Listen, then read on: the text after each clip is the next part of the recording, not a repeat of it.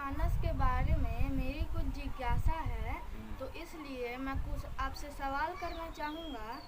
तो मेरा प्रश्न नंबर 1 है, ये जो रचना है रामचरितमानस,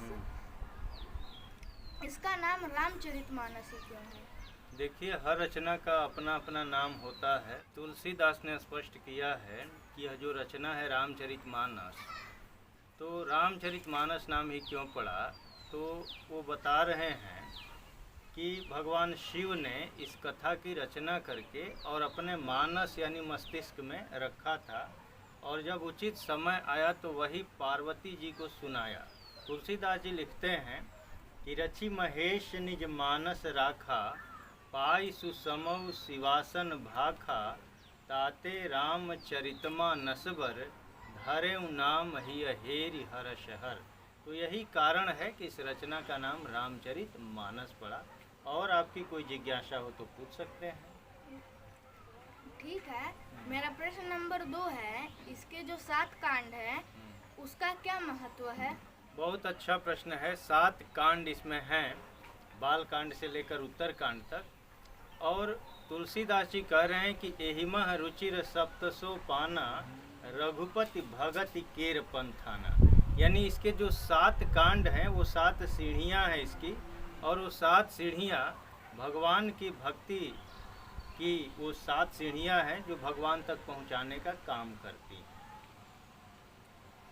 मेरा प्रश्न नंबर 3 है, हाँ, तुलसीदास जी के इष्ट देव कौन है? हाँ, बहुत बहुत बढ़िया प्रश्न।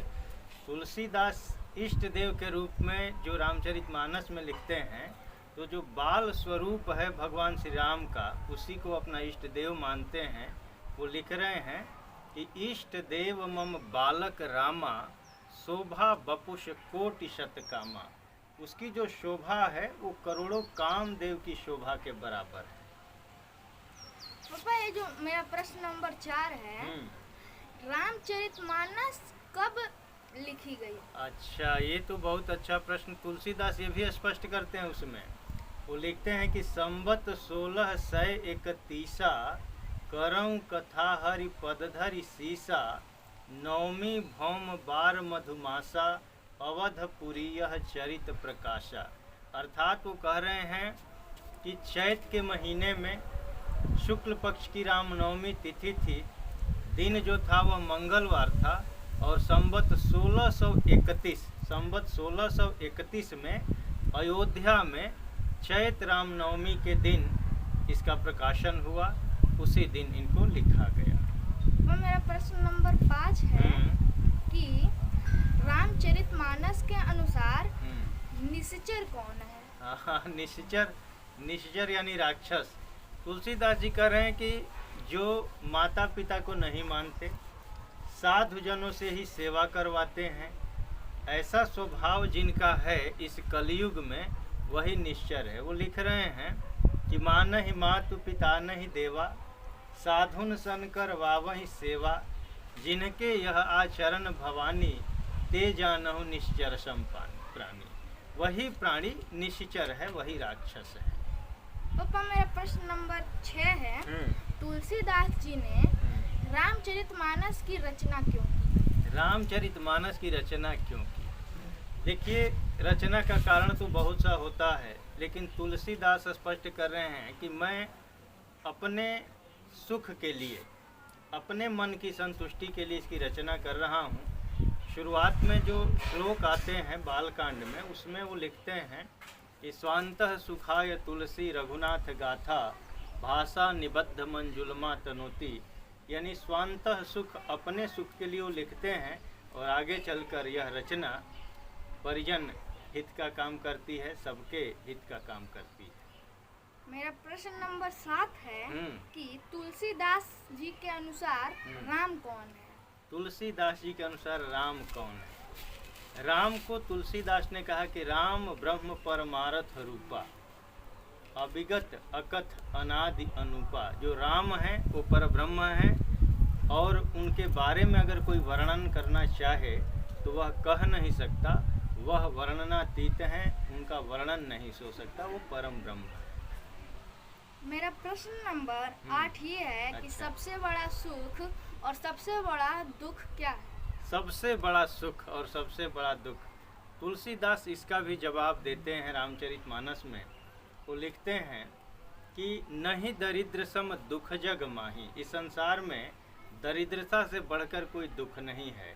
और फिर लिखते हैं कि संत मिलन सम सुख जग नाही, संत का जब मिलन होता है, जब किसी संत से हम मिलते हैं तो वह जो क्षण होता है उससे बड़ा सुख का कोई क्षण नहीं हो सकता। और भी कोई प्रश्न है आपका? हाँ, मेरा प्रश्न नंबर 9 है कि सबसे बड़ा धर्म और सबसे बड़ा अधर्म क्या है? तो धर्म और अधर्म की परिभाषाएं तो बहुत दी गई है। तुलसीदास के अनुसार परहित सरिस धर्म नहीं भाई, पर पीड़ासम नहीं अधमाई। दूसरों की भलाई करने के समान कोई बड़ा धर्म नहीं है और दूसरों को पीड़ा देने के समान कोई अधर्म नहीं है। और भी कोई प्रश्न है? हाँ, पूछिए। सुना है कि रामचरितमानस की हर चौपाई में राम शब्द आता है, तो ऐसी कौन सी चौपाई है जिसमें राम शब्द नहीं आता? देखिए, यही जो शब्द है राम, र, आ और म, यही रामचरितमानस की खूबसूरती है कि तुलसीदास ने 7 कांडों में जितनी भी चौपाइयाँ लिखी हैं, जितने भी दोहे, सोरठे, अन्य छंद लिखे हैं, सब में राम आता है। लेकिन एक पूरी ऐसी चौपाई है जिसमें उन्होंने महसूस किया कि राम की आवश्यकता नहीं है। उत्तर कांड में वह चौपाई है कि झूठई लेना झूठई देना, झूठई भोजन झूठ चबेना, जो का हुकै सुनई बड़ाई, श्वास ले जन जूड़ी आई। इस चौपाई में आप देखेंगे तो एक बार भी न र है, न आ है, न म है, यानी राम शब्द इस चौपाई में नहीं। पापा, मेरा लास्ट प्रश्न है, 11वां प्रश्न कि रामचरितमानस में रस कौन सा है? देखिए, जो 9 प्रमुख रस हैं और कुल मिला के 11 रस हैं, तो किसी भी प्रबंध काव्य को जब देखेंगे तो उसका अंत देखा जाता है कि फलागम क्या है। अंत में जो रस आता है उसी को माना जाता है कि इस रचना का रस है।